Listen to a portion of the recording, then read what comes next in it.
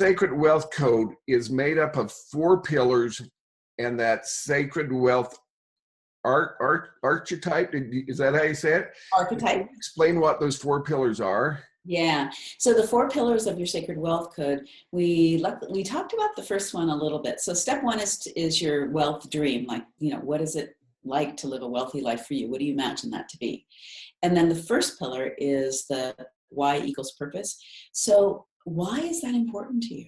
Like for me, when I dig down into the why of why wealth is important to me, it's because it gives me a certain level of freedom and it gives me a level of peace.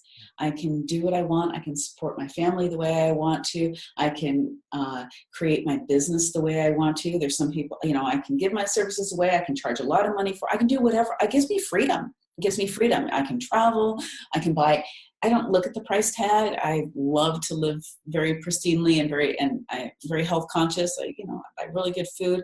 I get to do that. If there's someone I want to give money to because I want them to have that and they don't have it, I get to, So that's that freedom. What is it for you?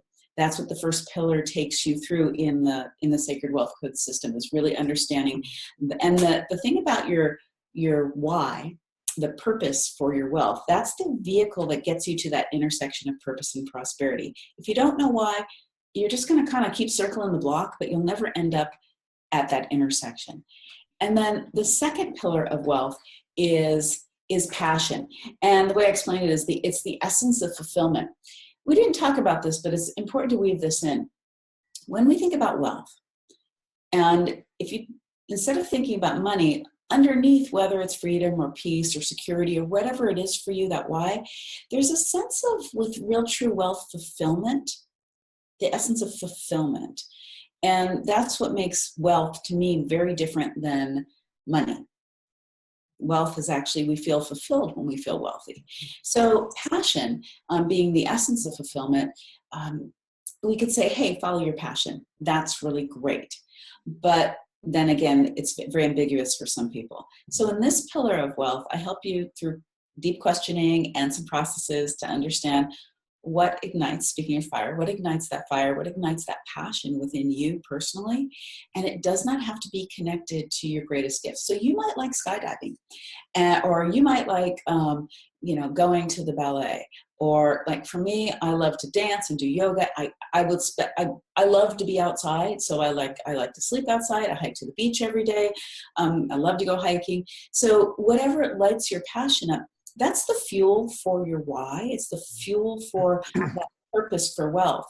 So I teach my people, my clients, to be engaged in that on a daily basis. We find how to insert passion into the life, because when you are in your zone of passion, whether it's connected to your work in the world or not, you're connected to your soul. And during that time, it feeds you, it fuels you. So you have enough fuel to follow that why to that zone of wealth. It gives you that joy de vivre. You need to have that. And also during those times of being connected to your passion, you get great inspirations. And sometimes you're doing something completely unrelated that's so fun for you than your work or your business, and boom, the next idea that you really needed dropped in, or you problem solve something because you're open and connected to your soul and your gifts.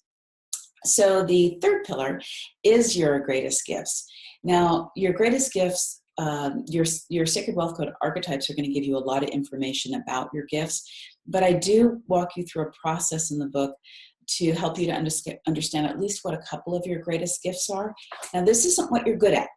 This is what you're spectacular at, what you're brilliant at. So, like, for instance, about 10 years ago, I had a yoga and healing arts center. I talk about this in my book, but just briefly. This was a beautiful world-class center on an island right off of Seattle, Washington. And I had a couple of studios, I had practitioner rooms, I had healers, I was training teachers, I was doing my intuitive work, I was starting to get into the astrology at that point, and I was working a lot. Now, I was running that business on my own, and that was a 6-figure in sales business, but not a lot of that was coming to me directly. And I was trying to figure out, like, where am I off? Because I feel like I'm really on my purpose. And so I want any of you listening in to, like, if you feel like, hey, I'm on my purpose, but the money's not flowing, this might be happening to you too. Well, I was doing all the administration, all the facilitation, and I'm good with business, and I even teach about business now from an intuitive standpoint. But I needed to have a team, and I have a great administrator. In fact, it's in the wealth code system, but it's not part of my wealth code. I just have a strong one, and it was doing too much of the work. So therefore, it was wearing me down, sucking a little bit of the life out of me to be able to fully step into my gifts. And so the center really, I was like, I sell it? You know, I'm about 5 years in. My landlord won't let me out of the lease. Do I get a partner? I tried everything. We even tried to turn it into a nonprofit. But I was really faced with, wow, like, I don't know what to do. So one of my clients came to, I was going to have to close the center, but I still had part of my lease to live out. And one of my clients said to me, well, you know, you need to ask your community for help. And I thought, I don't really want to do that. Like, you know, and I felt very exposed in that. And they didn't know the challenging time that I was really having. And in fact, my marriage had just dissolved during this time as well. So she helped me craft a letter to my community. And they sent cards and letters that are just so beautiful, thanking me for giving them the opportunity to help me. And like anywhere from, you know, like $5 or $10 to $1,000. And we had like $10,000 within a week's time, which was enough to float me along a little ways. And then I found a solution to be able to close the center. But what I learned in that was I thought I knew how to receive, but I didn't know how to receive. And that was one of the things that really held me back from really fully being in my wealth code. So I got that lesson. And so I closed the center and I went into private practice, and I was like in the dark night of my soul, like I've tried everything. So I dove in and I did the spiritual work I needed to do, and I figured this out. I was just bound and determined to figure out what was in alignment. And the beautiful thing is that the Sacred Wealth Code came through that dark night of the soul for me. So anyone in a big challenge, which we'll talk about next, understand there's something in that for you. Just like you can look back at your life and find the blessing in a challenge that you've gone through already, there's something in it for you. And so even if you don't know what it is, if you can just embrace that challenge, which is really the fourth pillar of the Sacred Wealth Code, and understand that, okay, I know something's in this for me. Let me just dive into it. Let me find out what it is, or get the help to find out, because that challenge allowed me to understand. I dove into the astrology to really understand this purpose and prosperity, which is actually in the Vedic astrology chart, and let the system come through me so that I could give it to other people. And within a few months, I went into private practice. I quadrupled my rates. I turned my whole business around. I went partially online, and now I have a virtual business, and it's been nothing but success since then. But it wouldn't have happened had I not been willing to be stripped away and understand what was some of my greatest gifts and my challenges were. So the greatest gift that I was able to step into, number one, is that I could step more into my leader, because a leader needs a team.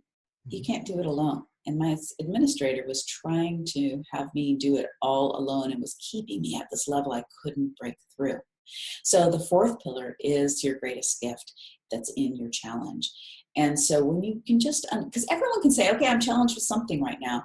And so I'll show you how to just dig into that and understand what your greatest gift is there, so that when you go into the rest of the book, which is picking your archetypes, and also, or having them pick you, that you're armed with the result of these four pillars for yourself, and you're more clear about, oh, this is where my superpowers are. Now, when I do a Vedic astrology reading for you, a Sacred Wealth Code reading, I tell you exactly which archetypes are yours. But I developed this system because I've been teaching it, and I had that tap on the shoulder that said, write the book, about a year ago. You need to get this out to more people, but do it in a way that, a user-friendly way. So that's the way I set it up.